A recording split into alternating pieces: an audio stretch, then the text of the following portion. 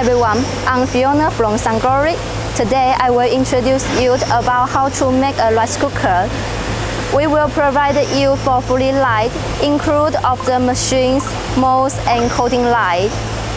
Now you can see here is our client's rice cooker factory. Let me show you around. Make a rice cooker divided into 3 parts, include about foaming, surface treatment and packing. Inner pot making, mid-shell pot making, out-shell bottom making, non-stick coating light,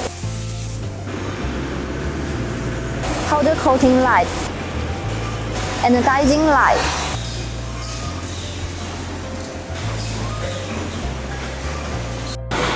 Now, behind me is the powder coating light. This light can produce about 500 to 600 pieces 1 hour.